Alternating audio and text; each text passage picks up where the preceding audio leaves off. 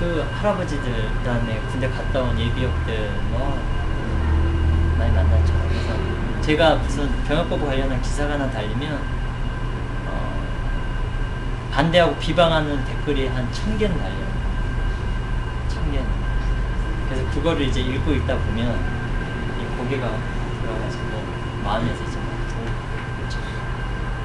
처음에 저도 많이 좀 분당했지만 하다 보니까 오히려 그렇게 병역거부를 반대하고 쟤네는 당연히 이단아들이고 외국노들이기 때문에 감옥에 쳐넣어야 된다. 쟤네는 뭐 대체복무제 필요하면 막 100년씩 시켜야 된다. 또는 뭐 추방시켜야 된다.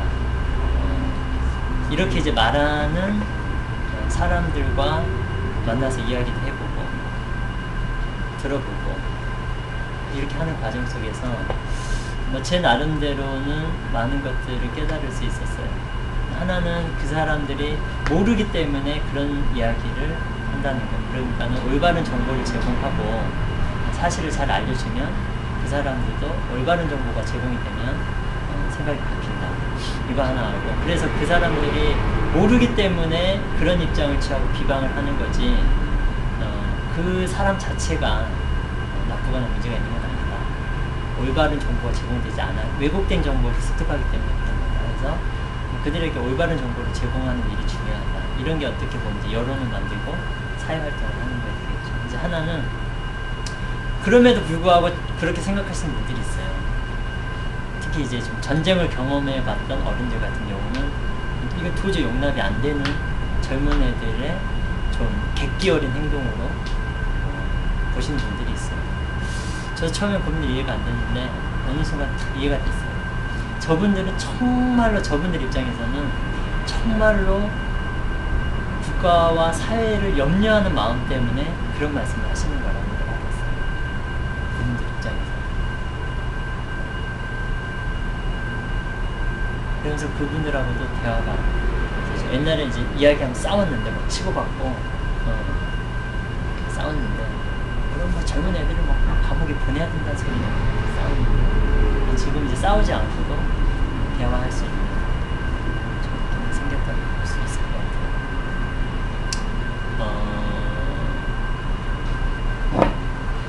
지금 한 850명 정도 감옥에 가 있고 누적 인원으로 하면 한 2만 명 됐다고. 2만 명 지금까지 우리나라 국방부가 창설된 이후로 군대가 창설된 이후 지금까지 2만 명. 전 세계에 병역거부자들이 많이 있어요. 전 세계 병역거부자의 95%가 대한민국에 수감돼 있어요. 전 세계 95%가. OECD 10위권에 달하는 선진국을 향해 간다고 하는 그래서 UN 사무총장을 배출하고 UN 인권위원회 이사국인 대한민국의 전 세계 양심적 병역거부자의 95%가 수감돼 있어요. 이런 현실을 놓고 봤을 때 좀 개선이 필요한 거 아니냐.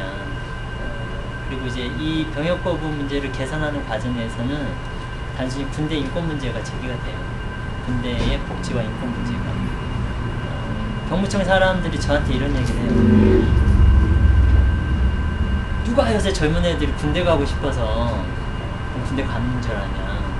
너처럼 하면 다 병역 기피하지. 대체복무제도 만들어주면 다 군대 안 가고 병역 기피하지. 병역 거부하지. 누가 군대 가려고 하냐. 요새 애들 군대 안 가려고 하냐. 저는 이런 말을 하는 병무청 관계자들이 조금 뻔뻔하다고 생각해요. 그럼 자기네들 입장에서 어떻게 그런 말을 할 수 있냐. 쪽팔린 거지. 본인들이 병역제대를 운영하고 군 복무제대를 운영하는 입장이라고 한다면 국방부 관계자나 병무청 관계자 그런 말을 하면 안 돼요. 자기 얼굴에 침 뱉는 거거든요. 젊은 애들이 그럼 젊은 청년들이 왜 군대에 그렇게 가기 싫어하는지, 왜 가급적이면은 빼려고 하는지, 왜 손가락을 자르고 무슨 여기다가 뭐 연골 무릎 수술을 하고 뭐 맨날 며칠 뭐 소주를 뭐 들이붓고 어떤 애들 뭐 촛불을 뭐 며칠 동안 보고 있으면 또 사팔이 된다고 그래요. 일시적으로. 뭐 이런 온갖 비정상적인 방법을 써서라도 군대를 그렇게 가기 싫어하는 이유가 뭔지를 그 사람들이 먼저 깨달아야지. 그러면 정말로 국방의 의무가 신성하다고 하면, 신성한 국방의 의무라고 한다면 정말 젊은 사람들이 자부심을 가지고 자발적으로 이 신성한 거 이거 내가 먼저 하겠다라고 하는 그런 문화가 확산돼야지 정상 아니냐. 말로는 신성한 국방의 의무라고 하면서 대다수의 젊은이들은 그거를 부정해하고 부정한 의무라고 생각하는 거 아닌가. 그럼 개선할 노력을 해야지. 그걸 놓고 어떻게 이걸 욕하냐. 이 문제를 이야기하다 보면 군대 문제의 형평성이다 해서, 그래서 군대 인권 문제나 군대 복지 문제가 제기가 되고, 그래서 군대 인권 문제 개선이고, 선진국에서 보면 이 경로가 있어요. 일단은 병역 거부자들이 출연을 하고 이게 논란이 돼요. 해야 되느냐 말아야 되느냐 논란이 되다가 대체복무제도가 도입이 돼요. 대체복무제 도입이 되면 초기에는 굉장히 소수의 사람들이 대체복무제를 해요. 여러분들도 우리나라도 대체복무제 도입되면 대부분 다 군대 안 가고 대체복무 할 것 같죠? 저랑 얘기할까요?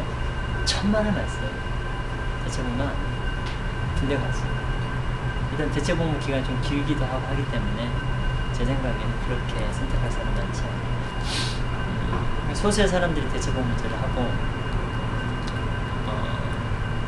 이게 지금 사람 좀 확산이 돼요. 이 병역거부라고 하는 문화가 좀 확산이 돼요. 처음에는 주로 종교인들이 좀 하다가, 종교적 하다가, 그 다음에 정치적 이유로도 하고, 그 다음에 어떤 자기 성적 정체성 때문에도 하고, 또는 뭐 군대 문화에 대한 비판, 또는 뭐 군사주의 문화에 대한 비판, 또 뭐 예전에 누구죠? 강희석 같이 뭐 이라크 파병 반대, 뭐 이런 여러 가지 이유로 병역거부자들이 늘어나게 되면, 이게 이제 장기적으로 가면 어떤 사회적 논쟁을 일으키냐면 징병제도의 유효성에 대해서 사회적 논란을 해요. 과연 국가가 임의적이고 강제적으로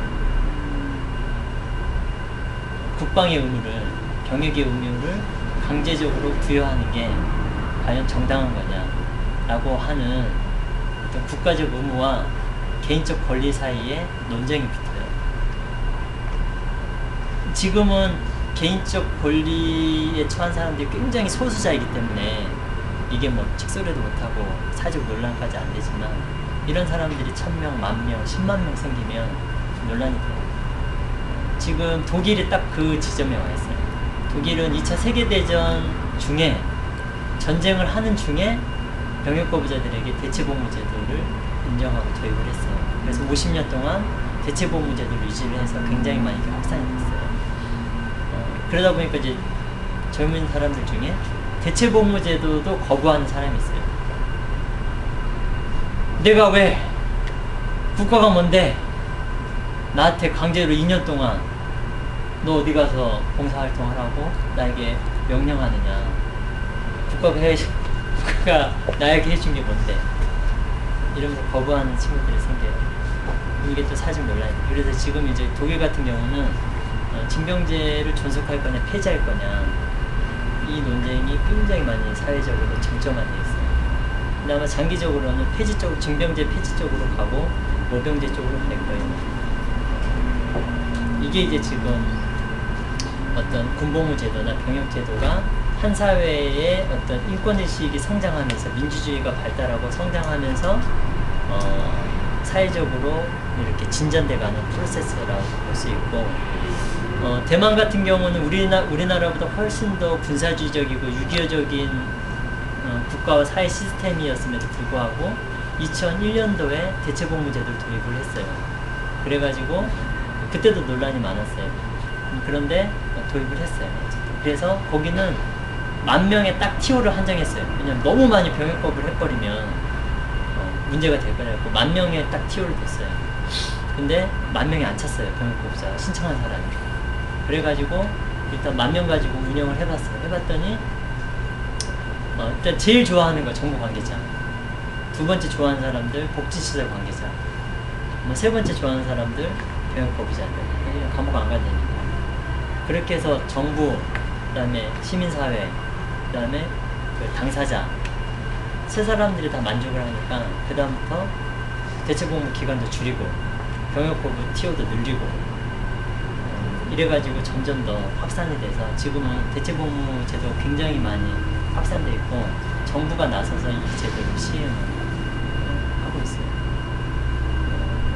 이 중국과 대치하고 있는 대만도 이런 제도를 시행을 했는데 우리가 못할 이유가 뭐 있냐 이렇게 볼 수 있을 것 같아요. 그래서 뭐 여러분들이 지금 어떻게 보면은 뭐 지금 군대를 갔다 오신 분들은 제가 보기에는 제가 많이 만나봤는데 그래도 심정적인 좀 반발감이 있어요. 누구는 가고 싶어서 갔냐? 나도 어쩔 수 없이 갔다. 근데 어쨌든 안 가겠다는 거 아니냐? 이런 어떤 좀 심리적인 박탈감, 상대적 박탈감, 형평성 이런 문제에 대해서 이렇게 약간 제기하는 분들이 있고 군대를 이제 안 가고 이런 걸 좀 고민하는 사람들은 내적인 갈등들이 많이 있는 것 같아요. 근데 중요한 건 제가 보면 자기 진정성인 것 같아요. 무슨 일을 하더라도 제일 중요한 건 이 세상 모든 사람들이 나에 대해서 비판하고 잘못했다고 말할지라도 그 순간 내가 선택한 길에 대해서 뚜벅뚜벅 걸어갈 수 있는 근거의 가장 핵심은 자기 진정성이라는 생각이에요. 남들이 뭐라고 그랬다, 남들이 뭐라고 평가를 하든 주변에서 뭐라고 하든 흔들리지 않을 수 있는 건 자기 진정성. 이 진정성은 그냥 생각하는 걸로 획득되는 건 아닌 것 같아요. 오랜 시간 자기 어떤 경험과 자기 안에 체화되는 어떤 많은 신념들, 그리고 끊임없이 자기에게 묻고 답하는 이런 사회 과정 속에서 자기에게 만들어 주는 것 같고, 이런 뭐 진정성을 가진 사람들이 우리 사회에 많아질 때 사회가 조금씩 바뀔 수 있을 것 같고, 지금도 여전히 뻔히 감옥에 갈 줄 알고 감옥 갔다 오면 빨간 줄 그어져서 사회생활에 많은 불이익을 받게 되는 거를 알지라도 감옥행을 선택하는 1년에 500에서 800명 되는 이 젊은이들의 진정성이 전 쌓이고 쌓여서 결국에는 머지않아서 우리 사회에도 이 병역거부자들이 좀 인정되고 대체복무제도가 마련되고 적어도 어떤 폭력적인 어떤 사회 구조나 문화보다는 좀 더 공존하고 평화로운 문화가 확산되는 어떤 기반이 만들어지는데 이바지할 거라고 생각합니다. 제 이야기는 일단 이 정도로 마치겠습니다. 제가 많이